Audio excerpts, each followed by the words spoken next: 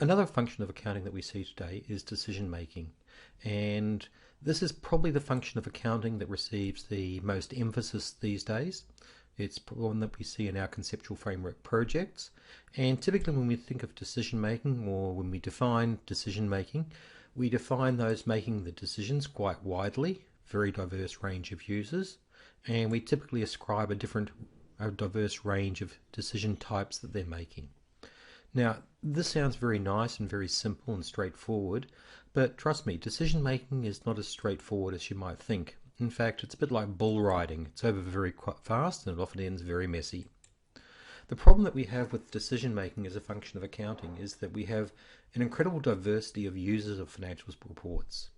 And these users will include equity investors, debt holders, regulators, unions and labour, a wide range of users, and they're all going to be making different types of decisions, and these are going to have different or divergent reporting requirements. Maybe it's going to be as radical as differences in the definition of the reporting entity.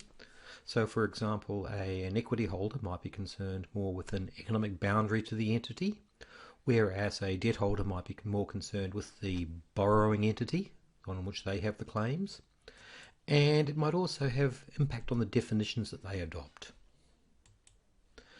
It might also have differences in terms of measurement, whereas equity investors might be concerned about the potential value of assets moving forward in terms of capturing future cash flows, whereas a debt holder might be concerned with more with what their security interest is worth today.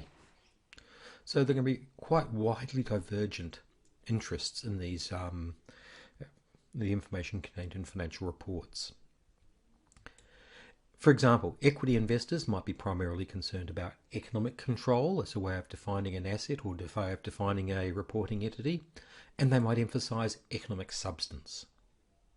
This is probably not going to be the same as debt holders and others.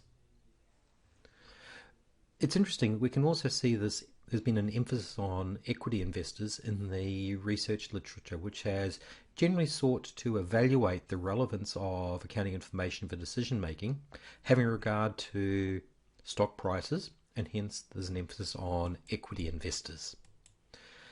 So what we're seeing in this research is we often judge the usefulness of accounting information by whether it's associated with share prices or changes in share prices. We can see this in relation to the accounting research, which is considered income, and whether income numbers are relevant. And this literature goes back to Ball and Brown, 1968, Journal of Accounting Research. And it's been developed subsequently with people like Easton and Harris and Tchao. Easton and Harris thought that it wasn't just the level of income, but changes in income. And Tchao ran a horse race between earnings and cash flow, and for those of you that were studying finance, got some bad news for you. The earnings number one.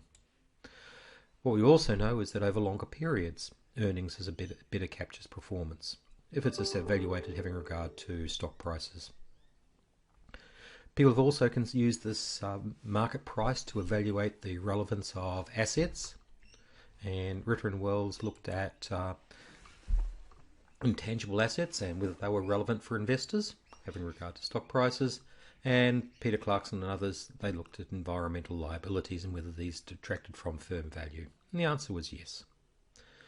Now, where this starts to become more problematic is that this has quite profound implications for what investors are going to want, or decision makers are going to want in financial reports and the accounting information which is being reported. Most obviously, if you're making decisions, you are interested in future cash flows, not historic cash flows, future cash flows. And this probably means that if you're going to be measuring things, you're going to want to measure it in terms of the expected future cash flows, which is captured in a fair value. And it's also going to have an implication for how you present the statement of profit or loss. And it's probably going to encourage non-GAAP performance measures. So I think we need to just recognize that decision making is going to have quite radically different information requirements to financial contracting and stewardship. Now, the problem that creates is how do you accommodate such divergent needs in terms of the information that's being provided in general purpose financial reports? Quite obviously, You can't have the reports which keep everybody happy all the time. There's going to be compromises, there's going to be the conflicts which arise. And that's the role of regulation. Regulation doesn't make one side the winner or one side the loser. It simply says, okay, these are the accounting practices that you are going to adopt. And it's a process of mediating the conflict. And the users need to accommodate that in terms of how they use the